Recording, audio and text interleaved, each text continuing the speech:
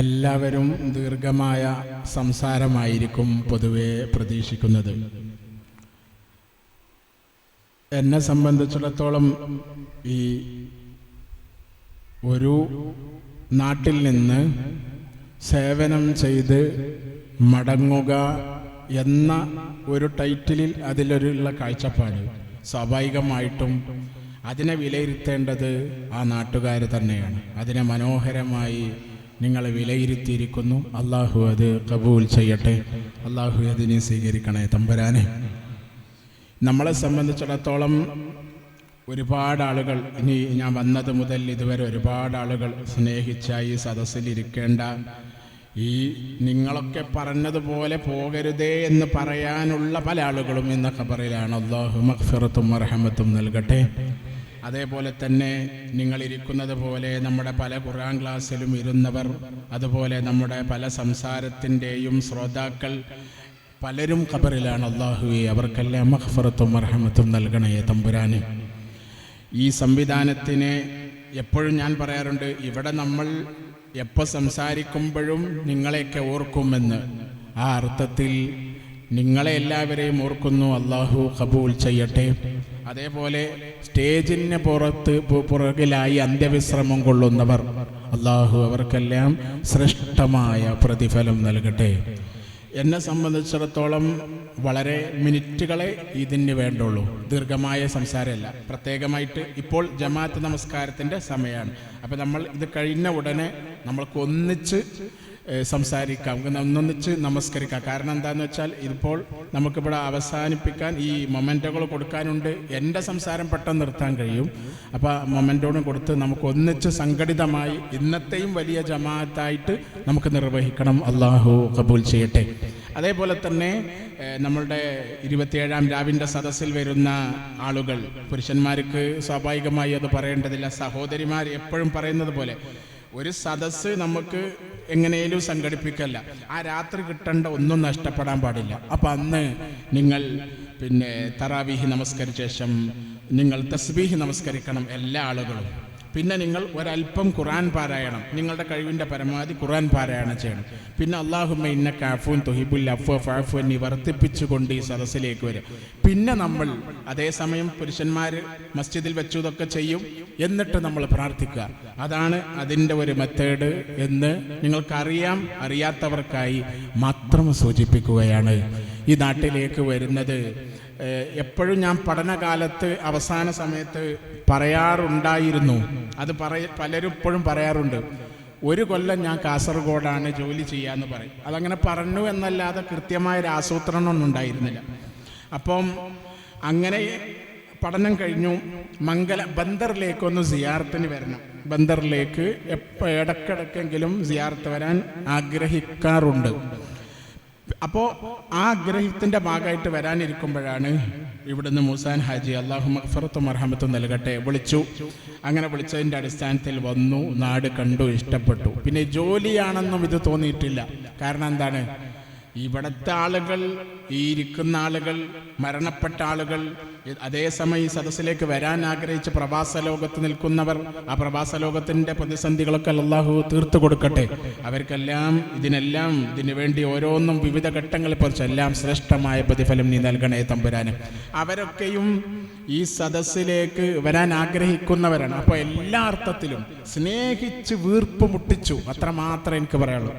അത് ഒരു വ്യക്തിയാന്നല്ല, ഒരു ചെറിയ കുട്ടി, ഒരു കാര്യങ്ങൾ മനസ്സിലാകുന്ന ഒരു കുട്ടി മുതൽ, ഒരാളെ മനസ്സിലാകുന്ന കുട്ടി മുതൽ മരണാസന്നനായ വ്യക്തി വരെ സ്നേഹിച്ച് വീർപ്പുമുട്ടിച്ചു. മരിച്ച ആളുകളും എല്ലാവരും, അത് മാത്രമേ പറയുള്ളൂ.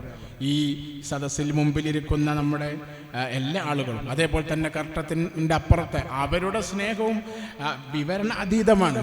കാരണം പലരും, എനിക്കറിയാം, ഒരു പെരയിൽ എന്തെങ്കിലും ഒരു നല്ല ഭക്ഷണം ഉണ്ടെങ്കിൽ, ഞാനിവിടെ ഉണ്ടെങ്കിൽ ഞാനത് തിന്നാതിരുന്നിട്ടില്ല. അത് കാരണം നിർബന്ധമാണ്.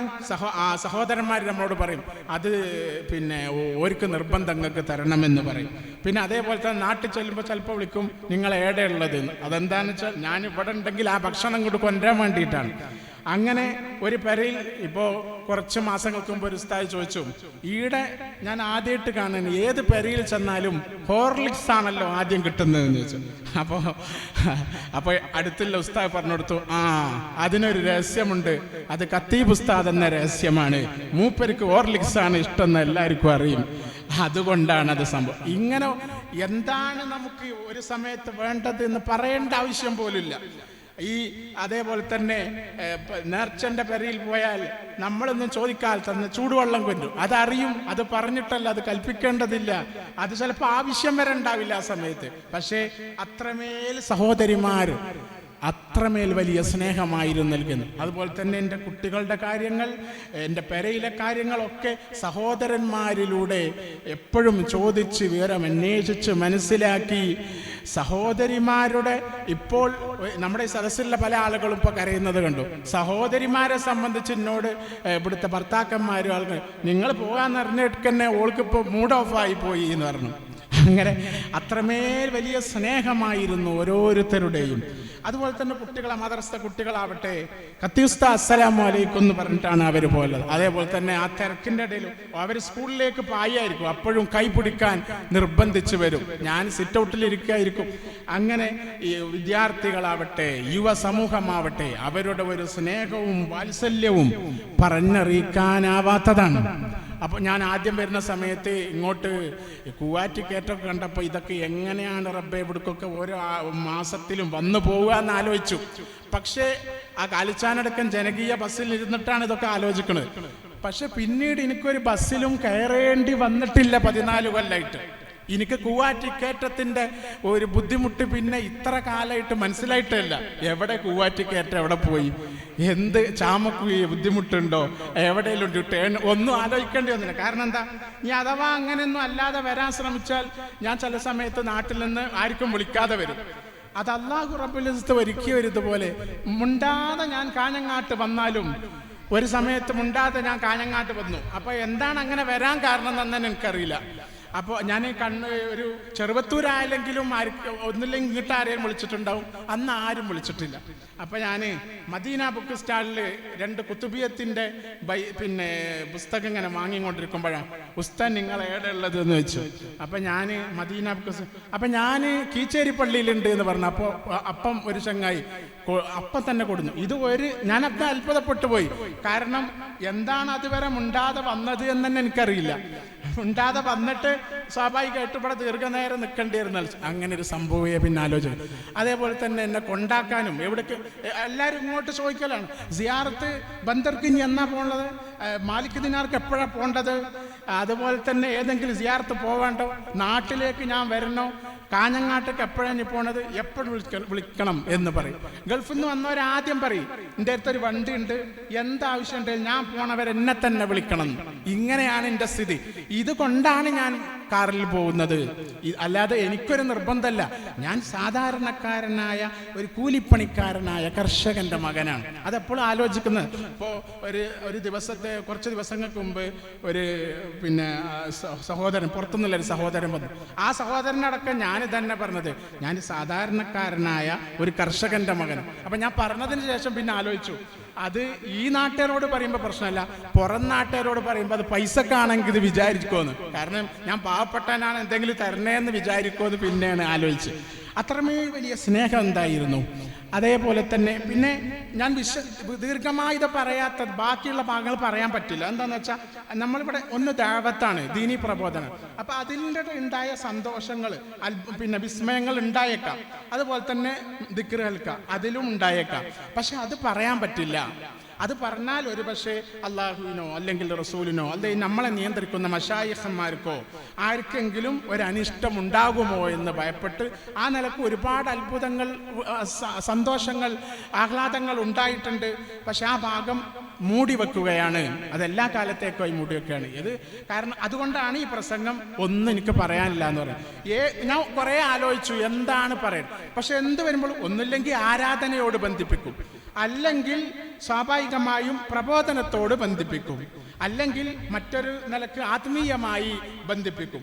അപ്പോൾ ഈ മൂന്നും നമുക്ക് പറയാൻ പറ്റില്ല. കാരണം എന്താ പറഞ്ഞാൽ ചിലപ്പോൾ അമല് ഞാൻ തന്നെ പറഞ്ഞാൽ അത് അമല് പൊളിഞ്ഞു പോവേ, അല്ലെങ്കിൽ ഇങ്ങനെ ഈ രീതിയിലായിരിക്കെങ്കിലും അല്ലാഹുവിനോ റസൂലിനോ അതുപോലെ തന്നെ മശായിഖിനോ ഇഷ്ടമില്ലാതെ വരികയോ ചെയ്യുമെന്ന് ഞാൻ ഭയപ്പെട്ട് എല്ലാം അവിടെ മറച്ചു വെക്കുകയാണ്. ബാക്കിയുള്ള നിങ്ങളെ സ്നേഹബന്ധം അത് മാത്രമാണ് ഞാനിവിടെ പറഞ്ഞത്. എല്ലാവരും പ്രവാസത്തിലേക്ക് നമ്മൾ പോണ സമയത്ത് ചിലപ്പോൾ കട്ടില് ഉണ്ടാവും, കട്ടില് ഒന്നേ ഉണ്ടാവുള്ളൂ, ബാക്കി ഒന്നേ ഉണ്ടാവുള്ളൂ. നീ എവിടെ കിടക്കണ വെക്കും, ഞാൻ ഈടെ സൗകര്യം ഒരുപാടുണ്ട്. അപ്പൊ ഞാൻ സ്വാഭാവികമായിട്ട് രാത്രി വരുമ്പോൾ ഇവൻ എവിടെ കിടക്കണം നോക്കും. നിലത്തായിരിക്കും, നിലത്ത് ഒരു കാർപ്പറ്റ് വിരിച്ചിട്ടായിരിക്കും. പിന്നെ ഒരു റൂമിൽ ഒരു രാജ്യത്ത് പോയപ്പോണ്ടായി. അപ്പോൾ അടുത്ത ഒരാൾ പറഞ്ഞു, നിങ്ങൾ വന്നിട്ട് വരുന്ന ആലോചിച്ചു ഇവിടെ പെയിന്റ് കൊടുത്ത് ഇവിടെ സീലിംഗ് ഉഷാറാക്കി, അങ്ങനെ ഭയങ്കര ഉഷാറാക്കി എന്ന് പറഞ്ഞുകൊണ്ടിരിക്കുകയാണ്. അപ്പോഴാണ് ആ സീലിങ്ങിന്റെ ഇടയിൽ നിന്ന് ഒരു എലി ഇങ്ങോട്ട് തുള്ളിയത്. അപ്പോ ഇവനാകെ ടെൻഷനായി പോയി. അപ്പൊ ഞാൻ പറയുന്നത് അവരുടെ ഒരു സ്നേഹമാണ്, അല്ലാതെ എനിക്കിപ്പോ എന്തിന് സീലിങ്, എനിക്കെന്തിന് പെയിന്റ്, നമ്മൾ സാധാരണക്കാരന് മാത്രമല്ലേ. അപ്പൊ അവരുടെ ഒരു സ്നേഹം മനസ്സിലാക്കിയത്. അതേപോലെ തന്നെ ഇവറ്റങ്ങള് നമ്മളെ ഈ പള്ളി മദ്രസൊക്കെ ഇവരൊക്കെ അതേപോലെ തന്നെ ഇവിടുത്തെ പാവപ്പെട്ടവരെ പറ്റിയൊക്കെ പറയുമ്പോഴേക്ക് ഇവരൊക്കെ തന്നു. ഇവരെ സ്ഥിതി എന്താ? ഞാൻ ഒരു സമയത്ത് ഒരു ടോയ്ലറ്റിൽ പോയപ്പോ, പ്രവാസ ലോകത്ത് ഒരു രാജ്യത്ത് ടോയ്ലറ്റിൽ പോയപ്പോ അടിയിൽ നിന്നുണ്ട് എന്തോ തളക്കണ ശബ്ദം, ഇങ്ങനെ കളകളാന്ന ശബ്ദം. ഞാൻ എന്തെന്ന റബ്ബേ ഇവിടെ സംഭവിക്കണ എന്ന് നോക്കുമ്പോ എന്താ സംഭവം, ഇവരെ വാഷിംഗ് മെഷീന്റെ വേസ്റ്റ് വെള്ളം പോണ ഇവിടേക്കാണ്, അങ്ങോട്ട് തളച്ച് വരികയാണ്. ഞാൻ കരുതി ഭൂർഗർഭ ഒന്നിച്ച് അടിയുന്ന ഒന്നിച്ച് വേലക്ക് വെള്ളം വരും, അല്ലെ പ്രളയറ്റാണോ ഈറ്റങ്ങള്. ഇവരാണ് നമ്മക്ക് 2 ലക്ഷം മദ്രസക്ക് തരുന്നത്, ഇവരാണ് 2.5 ലക്ഷം, അതുപോലെ തന്നെ 1.5 ലക്ഷം ഒക്കെ തരുന്നത് ഇവരാണ്. അവിടുത്തെ സ്ഥിതി ഇങ്ങനെ. അപ്പോ അവിടെ പോയ സ്ത്രീകൾക്ക് സംശയം ഉണ്ടാവും, അത്രയൊക്കെ ഉണ്ടാവുമോ? അത് നിങ്ങളെ ആ ശരിക്കുള്ള റൂമൊക്കെ ഒരു കൊണ്ടുപോകില്ല, അതാണ് സംഭവം. നിങ്ങൾ വരികയെന്ന് പറഞ്ഞാൽ ഒരു നല്ല വിലന്റെ ഒരു ഫ്ലാറ്റ് എടുക്കും, അല്ലെങ്കിൽ റൂം എടുക്കും. നിങ്ങൾക്ക് ഓരോ യഥാർത്ഥ റൂം കണ്ടാൽ പിന്നെ എന്താണ് ഇത്ര അധികം ഡ്രസ്സും എടുക്കേണ്ടി വരില്ല, അല്ലെങ്കിൽ നമുക്കൊന്നും ആർഭാടായിട്ടൊന്നും വേണ്ടി വരില്ല. അത്രമേൽ കഷ്ടപ്പെട്ടിട്ടാണ് അവർ നമ്മളെയും ഈ നാടിനെയും പിന്നെ ഇത്ര കാലം എന്നെയും അതുപോലെ തന്നെ നമ്മുടെ മദർസിനെയും പള്ളിയെ എന്തെന്നെ പറഞ്ഞാലും ഇടയ്ക്ക് ആളുകൾ വിളിച്ചു ചോദിക്കും, എന്തെങ്കിലും മദർസിനോ പള്ളിക്കോ ആവശ്യമുണ്ടോ എന്ന് വിളിച്ചു ചോദിക്കും. ആ സമയത്തും നമുക്കറിയാം ഇവന്റെ അടുത്ത് 10 പൈസ അല്ലാന്ന്. ചില ആളുകളെ ചോദിക്കുമ്പോൾ ഞാൻ ചോദിക്കും, അങ്ങനെ ചോദിച്ചാ നിന്റെ അക്കൗണ്ടിൽ എത്ര പൈസ ഉണ്ട് എന്ന് ചോദിക്കും. അത് പിന്നെ അക്കൗണ്ടിൽ അത് പിന്നെ ഒന്നുമില്ല, പക്ഷേ നിങ്ങളിപ്പോൾ നമുക്ക് അങ്ങനെ അതെന്തിനാ നിങ്ങൾ ചോദിക്കണ ചോദിക്കും ലാസ്റ്റ്. അതെന്തിനാ നിങ്ങൾ അങ്ങനെ ചോദിക്കണ്? നിങ്ങൾക്ക് എന്തെങ്കിലും ആവശ്യം ഉണ്ടെങ്കിൽ പറഞ്ഞാൽ പോരെ, അക്കൗണ്ടിൽ പൈസ എല്ലാം ഒക്കെ നിങ്ങൾ ചോദിക്കണം. അപ്പോൾ ഓൻ്റെ അടുത്ത് 10 പൈസ അല്ലാന്ന് എനിക്കറിയും, ഓനിക്ക് കുറെ നാട്ടിൽ കടലുള്ളതും എനിക്കറിയും. അതുകൊണ്ടാണ് നമ്മളങ്ങനെ ചോദിക്കുന്നത്. അപ്പൊ അത്രമേൽ വലിയ ബന്ധം. അതുപോലെ തന്നെ ഈ ഇരിക്കുന്ന ഓരോരുത്തരും അവർ പല ഘട്ടങ്ങളിലായി നമ്മളോട് കാണിക്കുന്ന ഒരു സ്നേഹവാത്സല്യം, റൂമിൽ വന്നിട്ടും അതുപോലെ തന്നെ സിറ്റ് ഔട്ടിൽ ഇരിക്കുമ്പോഴൊക്കെ അവരുടെ ഓരോ സമയത്തെ ഓരോ ദുഃഖങ്ങൾ ഇങ്ങനെ പറയുമ്പോൾ സ്വാഭാവികമായിട്ടും ചില ദുഃഖങ്ങളൊക്കെ പറയുമ്പോൾ ആ ദുഃഖങ്ങൾ തീർക്കാൻ വേണ്ടി പിന്നെ ഞാൻ വേറെ സിയാറത്തിന് പോകേണ്ടി വരും. അതാണ് സ്ഥിതി. ചില ആൾക്കാർ ഒരു ദുഃഖം വന്ന് വലിയ ദുഃഖം വന്ന് പറയും, നേരെ പെരക്ക് പോയിട്ടുണ്ടാവും, ഇനി ഈ ദുഃഖം മാറിനെ ഞാൻ എവിടേക്കെങ്കിലും സിയാറത്തിന് പോകേണ്ടി വരും. അതുകൊണ്ട് ഞാൻ ചിലപ്പോഴൊക്കെ പറയും, വലിയ കെട്ടാണ് ഇവിടെ എടുക്കൂല എന്ന് പറയും, വലിയ കെട്ടാണെങ്കിൽ ഇവിടെ എടുക്കൂല എന്ന് പറയും. കാരണം എന്താ, ഒന്നാമതാണ് നമുക്ക് കുറെ ആയതുകൊണ്ട് ആര് പറയുമ്പോഴും അത് വല്ലാത്ത ടെൻഷൻ, വല്ലാത്ത ദുഃഖം. കാരണം അവറ്റങ്ങളെ ദുഃഖം ഇതൊക്കെ നമ്മളെ ചോരകളല്ലേ, നമ്മളൊക്കെ ഒരു ചോരകളല്ലേ. അപ്പോൾ അതുകൊണ്ട് സ്വാഭാവികമായും നമുക്ക് ആ ദുഃഖം ഇങ്ങനെ വർദ്ധിച്ചുകൊണ്ടിരിക്കും. ആ നിലക്ക് എല്ലാ നിലക്കും പിന്നെ നിങ്ങളുടെ സഹോദരിമാരെ, നിങ്ങളുടെ ഭക്ഷണം വളരെ മികച്ച ഭക്ഷണമായിരുന്നു, വളരെ വലിയ മികച്ച ഭക്ഷണം മാത്രമാണ് നിങ്ങൾ എപ്പോഴും അയച്ചിട്ടുള്ളത്. അതെന്നെ ഇഷ്ടപ്പെട്ട ഭക്ഷണങ്ങൾ നിങ്ങൾ തെരഞ്ഞു പിടിച്ച് എത്രത്തോളം എന്ന് വെച്ചാൽ ഒരു വട്ടം ബിരിയാണി, പിന്നെ ബീഫ് ബിരിയാണി ഉണ്ട്, അതിൻ്റെ ഇടയിലുണ്ട് കൈപ്പക്ക കൊടുന്ന് വെച്ചിട്ടുണ്ട്. അപ്പോൾ അതേപോലെ ഒരു ഉസ്താദ് ചോദിച്ചു, ഈ ബീഫ് ബിരിയാണിയും കൈപ്പക്കയും തമ്മിൽ എന്താണ് ബന്ധം? ബന്ധമെന്ന്.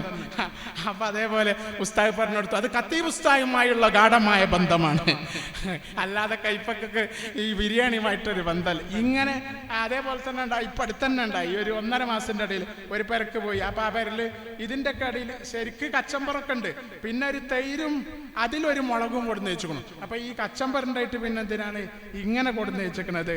അതെ, നിങ്ങളെ എരുത്തില്ല ആൾക്കത് ഭയങ്കര ഇഷ്ടമാണ്, അത് പെരീത്ത ആൾക്കറിയും, അതുകൊണ്ടുണ്ടായതാണ്.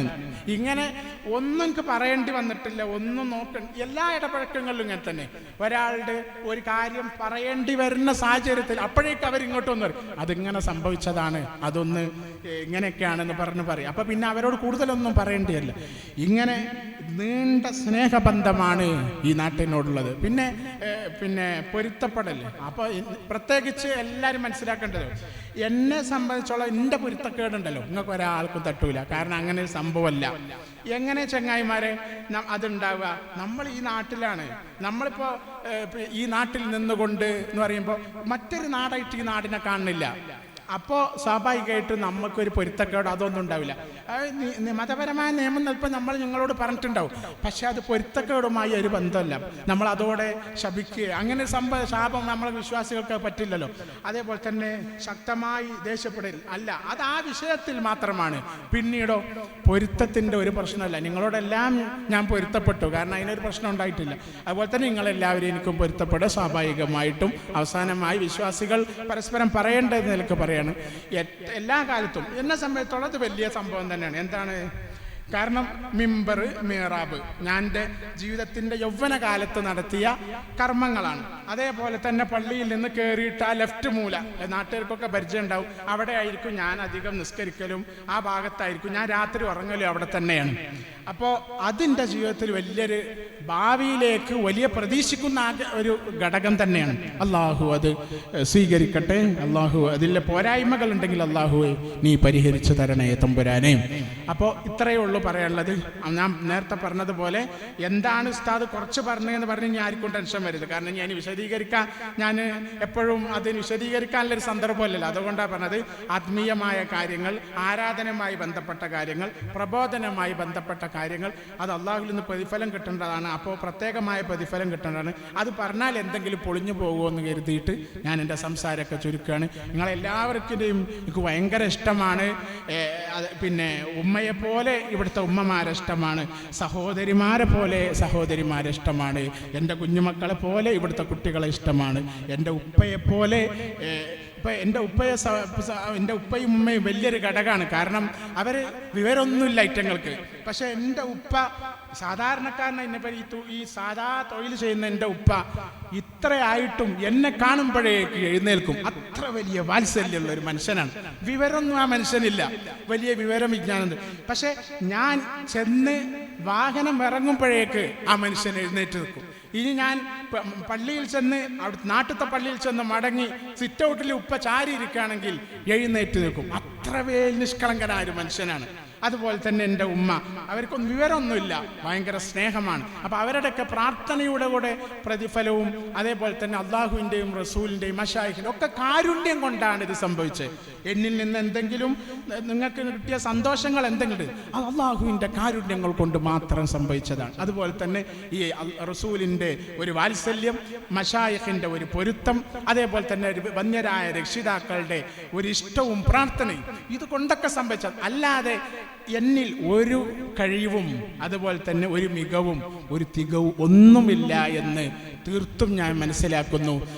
പ്രവാസി സഹോദരങ്ങൾ പ്രത്യേകമായി നിങ്ങൾ ഇവിടെ ഇല്ലാത്തത് കൊണ്ട്, ഇവിടെ ഉള്ളവരുണ്ട് ഇല്ലാത്തവരുണ്ട്, അവിടെ സ്നേഹപൂർവ്വം ഞാൻ അഭിവാദ്യം ചെയ്യുന്നു. അള്ളാഹു ഇനി കബൂലാക്കണേ തമ്പുരാനെ. അപ്പോൾ ഞാൻ പോകുന്നതിൽ നിങ്ങൾ പിന്നെ ശക്തമായി ദുഃഖിക്കേണ്ട ആവശ്യമൊന്നുമില്ല.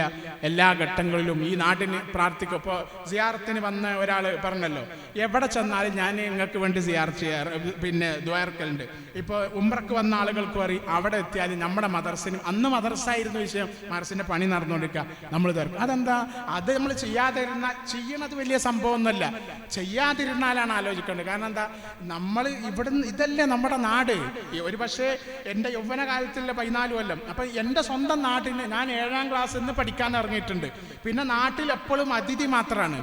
എപ്പോഴും. അപ്പോൾ ഏറ്റവും കൂടുതൽ നിന്ന മറ്റൊരു നാട് എന്ന് പറഞ്ഞാൽ പഠനകാലത്ര ഉണ്ടായിട്ടില്ലല്ലോ, വിവിധ നാടുകളിലായിരുന്നു. ഏറ്റവും കൂടുതൽ ഞാൻ താമസിച്ച ഒരു നാട്, ഒരു മസ്ജിദിന്റെ മുഖദ്ദസായ ഒരു ഭാഗം എന്നുള്ളത് ഈ നാട്ടിലെ മസ്ജിദ്.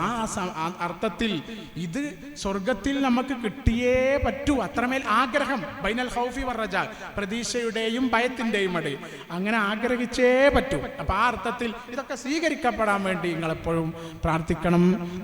എല്ലാത്തിനും ഈ യാത്രയപ്പ് നടത്തിയതിന്, ഈ സംഗമം നടത്തിയതിന്, ഇതിനു വേണ്ടി അധ്വാനിച്ചതിന്, ഇതിനു വേണ്ടി ഓടി നടന്നതിന്, കഷ്ടപ്പെട്ടതിന്, ഇതിൻ്റെ പിന്നിൽ പ്രവർത്തിച്ചതിന്, ഇതിൻ്റെ മുമ്പിൽ നിന്ന് പ്രവർത്തിച്ചവർക്ക്, ഇതുപോലെ തന്നെ നിങ്ങളിപ്പോൾ എത്ര സമയമായിട്ടും വേറെ എന്തെങ്കിലും ഒരു പരിപാടിയൊക്കെ കാണിച്ചാൽ എപ്പോഴോ ആളുകൾ പോയിട്ടുണ്ടാവും, കഴിയുന്ന മുമ്പ് തന്നെ പോയിട്ടുണ്ടാവും. ഈ സ്നേഹത്തോടുകൂടെ നിങ്ങളുടെ ഈ നോട്ടം കൊണ്ടും അതുപോലെ തന്നെ നിങ്ങളുടെ ഈ ശ്രവണശേഷി ഉപയോഗപ്പെടുത്തുന്ന രീതിയൊക്കെ വളരെ ബുദ്ധിമുട്ടായിട്ടും, കാരണം നോമ്പാണ്. നമ്മളിപ്പോൾ കുറച്ചു നേരം ഈ സദസ്സിലേക്ക് നോക്കുമ്പോൾ നോമ്പാണെന്ന് പോലും അറിയാത്ത രീതിയിൽ ആവേശത്തോടുകൂടെ ഇരിക്കുന്നത് നിങ്ങളുടെ ഒരു വാത്സല്യവും സ്നേഹവും ആ ഒരർത്ഥത്തിൽ ഞാൻ മനസ്സിലാക്കുന്നു. കുറേ ആളുകൾ പറഞ്ഞു നമ്മളെ മറന്നു പോകരുത്, അങ്ങനെ ഒരു ദിവസം കൊണ്ട് തന്നെ മറന്നു പോവുക, അതൊന്നുമില്ല. പിന്നെ വേറൊന്ന് പറയാനുള്ളത്, പൊതുവേ എൻ്റെ രീതിയിൽ നോമ്പിന് ഞാൻ കാണാൻ വരുന്ന ഒരു രീതി എൻ്റെതിൽ ഉണ്ടാകാൻ പാടില്ല എന്നൊരു നിർബന്ധമുണ്ട്. അത് ഇനി എന്താണ് അങ്ങനെ പറയാൻ കാരണം, ഒരു നോമ്പിന് ഞാൻ വരിക എന്ന് പറഞ്ഞാൽ എന്താ, അത് പൈസ ഇട്ടാൻ വേണ്ടി വരും, എന്നെ കരുതുമെന്ന് ഞാൻ ഭയപ്പെടുന്നു. അപ്പോൾ നോമ്പിന് ഞാൻ കാണാൻ വരിക എന്നുള്ളൊരിതുണ്ടാവില്ല. അപ്പോൾ ഞങ്ങൾക്ക് വരുന്നില്ല എന്ന് കരുതി അയാൾക്ക് നമ്മളോട് എന്തോ ചൊടി ഉണ്ട് എന്ന് കരുതരുത്. നോമ്പിന് കാണാൻ വേണ്ടി വരിക എന്നൊരിത് എന്ന് പറഞ്ഞാൽ ഞാൻ ചെയ്യരുത്, മറ്റൊരാൾ ചെയ്യുന്നതിനോട് എനിക്ക് എതിർപ്പില്ല, ഞാൻ ചെയ്യരുത് എന്നുള്ളൊരു നിർബന്ധം. കാരണം നമ്മളെ സംബന്ധിച്ചോളം പൈസ ഒരു മാനദണ്ഡേ അല്ല. കാരണം അതൊക്കെ അള്ളാഹുവിൽ നിന്നാണ്. അള്ളാഹു വേണ്ട സമയത്ത് വേണ്ട രീതിയിൽ വേണ്ട ഇടപെടലുകൾ അള്ളാഹു നടത്തുന്നതാണ്. കാരണം എന്താ, അള്ളാഹിനെ സംബന്ധിച്ചിടത്തോളം എല്ലാം ഉണ്ടല്ലോ. പിന്നെ ഞാനെന്നൊരു വ്യക്തിക്ക് തരാതിരുന്നിട്ട് ഇപ്പം അള്ളാഹ്ക്ക് എന്താ കാര്യമുള്ളത്? അള്ളാഹ്ക്ക് എത്ര വേണമെങ്കിലും തരാമല്ലോ. അതാണ് ഞാൻ വിശ്വസിക്കുന്നത്. പിന്നെ അള്ളാഹ്ക്ക് അറിയാം, ഇനിയിപ്പോൾ ഞാനൊരു ദാരിദ്ര്യം അനുഭവിക്കുന്നുണ്ടെങ്കിൽ അത് അള്ളാഹു അറിഞ്ഞിട്ടാണ്. അള്ളാഹു അത്ര മതി എന്ന് കരുതിട്ടല്ലേ, ആയിക്കോട്ടെ അത് മതി. ഇനി അള്ളാഹു എനിക്ക് എന്തെങ്കിലും നൽകുകയാണ്, അത് അള്ളാഹു അറിഞ്ഞിട്ടല്ലേ, അൽഹംദുലില്ലാ. ഇത്രയേ ഉള്ളൂ ഈ വിഷയത്തിൽ കരുതി. ഇതിൻ്റെ അപ്പുറം ഒരു സാമ്പത്തികമായൊന്നും ഈ നാടിനെ ഉപയോഗിക്കാൻ ഞാൻ കരുതില്ല. കാരണം വന്ന സമയത്ത് ഞാൻ ആലോചിച്ചത്, എന്നെ കൊണ്ട് ഈ നാട്ടിന് എന്താ ഗുണം കിട്ടുക എന്ന് ആലോചിച്ചു. ഈ നാടിനെ കൊണ്ട് എനിക്കെന്താ ഗുണം കിട്ടുക എന്ന് ഞാൻ ആലോചിച്ചിട്ടില്ല, ഈ നിമിഷം വരെയും ആലോചിച്ചിട്ടില്ല. ആ എല്ലാ സ്നേഹങ്ങളും സന്തോഷങ്ങളും ആ നിലയ്ക്ക് നിങ്ങളുമായി അഭിനയിക്കുന്നു. എല്ലാ അർത്ഥത്തിലും അള്ളാഹുവെ നീ സ്വീകരിക്കണേ തമ്പുരാനെ. അള്ളാഹുവെ എല്ലാവരും വിഷമങ്ങൾ എല്ലാ ആളുകളും പറഞ്ഞവരാണ്. നിങ്ങളുണ്ടാണെങ്കിൽ വലിയ തണലായിരുന്നു, ഒരു ധൈര്യമായിരുന്നു, ഒരു ഉറപ്പായിരുന്നു, അങ്ങനെയൊക്കെ പറഞ്ഞ് പല ആളുകളും കരയൊക്കെ ചെയ്തിട്ടുണ്ട്. വലിയ ആളുകളൊക്കെ കരയുമ്പോൾ നമുക്ക് തന്നെ കരച്ചു വരും. പിന്നെ ചില ആളുകൾ എന്നോട് പറഞ്ഞു, ഞാൻ ഒരിക്കലും യാത്രയപ്പിൻ്റെ സദസ്സിലേക്ക് വരില്ല, പിന്നെ ഈ പെരുന്നാൾക്ക് ഞാൻ വേറെ ഏതെങ്കിലും പള്ളിയിൽ പോകും, കാരണം നിങ്ങൾ പോകുന്നത് കാണാൻ കഴിയില്ല. എനിക്ക് ഭയങ്കര തമാശ തോന്നി. അങ്ങനെയൊന്നും ചെയ്യേണ്ട ആവശ്യമില്ല. കാരണം എന്താണ്, നമ്മളെ സംബന്ധിച്ചോളം ഈ അടിസ്ഥാനപരമായി നമ്മളെ മതപരമായ നിയമങ്ങളിലും നിഷ്ഠകളിലും ജീവിക്കാൻ വേണ്ടിയുള്ള പ്രേരണ, ആ ജീവിതം അങ്ങനെ ജീവിക്കുക, അങ്ങനെ മരിക്കുക. അപ്പം അതിൻ്റെ ഇടയിൽ കൂടൽ പിരിയലൊക്കെ സ്വാഭാവികമാണ്. എല്ലാം അള്ളാഹുവിന് വേണ്ടിയാണ്. ഈ കൂടലും ഈ പിരിയലും ഇതുവരെ നമ്മൾ ചെയ്തതും ഒക്കെ അള്ളാഹുവിന് വേണ്ടിയാണ്. നീയത്തിൽ എന്തെങ്കിലും പോരായ്മ ഉണ്ടോ അതും അള്ളാഹുവിനറിയാം. അള്ളാഹുവെ നീ പരിഹരിച്ചു തരണേ തമ്പുരാനെ. നമുക്ക് കുറച്ച് ഈ മൊമെൻ്റ് കൊടുക്കാണ്ട് അതും കൊടുത്തിട്ട് നമുക്ക് അത് ഞാൻ പലതും കൊടുക്കണം എന്ന് പേര് പറഞ്ഞുകൊണ്ട് അത് കഴിഞ്ഞിട്ട് നമുക്ക് ഒന്നിച്ച് നിസ്കരിക്കാം. ഇന്നത്തെ ജമാഅത്ത് നിസ്കാരം ഡിസോർഡറായി പോകരുത്, നമുക്ക് തന്നെ ഒന്നിച്ച് നിസ്കരിക്കാം. ഇതിനധികം സമയം ചിലവാകില്ല. നിങ്ങളെ സ്നേഹപൂർവ്വം എല്ലാവരെയും അഭിസംബോധന ചെയ്യുന്നു. എല്ലാവരും എല്ലാ പ്രാർത്ഥനകളിലും ഉൾപ്പെടുത്തണം. പ്രവാസി സഹോദരങ്ങളെ, നിങ്ങളുടെ ദുഃഖത്തിന്, നിങ്ങൾക്ക് വരാൻ കഴിയാത്ത ദുഃഖം ഞാൻ മനസ്സിലാക്കുന്നു. നിങ്ങൾ എല്ലാ അർത്ഥത്തിലും സ്നേഹിച്ച് വീർപ്പ് മുട്ടിച്ചവരാണ്. നിങ്ങൾ നിലവിൽ അഭിമുഖീകരിക്കുന്ന എല്ലാ പ്രശ്നങ്ങളും അല്ലാഹുവേ നീ അവർക്ക് പരിഹരിച്ചു കൊടുക്കണേ തമ്പുരാനെ. പശ്ചിമേഷ്യയിൽ സമാധാനം ഉണ്ടാവണേ തമ്പുരാനെ. ഗൾഫ് രാഷ്ട്രങ്ങൾ അതുപോലെ തന്നെ പലസ്തീൻ സമാധാനത്തിലും സ്നേഹത്തിലും ആവണേ തമ്പുരാനെ. അല്ലാഹുവേ നീ ഖബൂലാക്കണേ തമ്പുരാനെ. ബിറഹ്മതിക യാ അർഹമർ റഹീമീൻ. അസ്സലാമു അലൈക്കും വറഹ്മത്തുള്ളാഹി വബറകാതുഹു.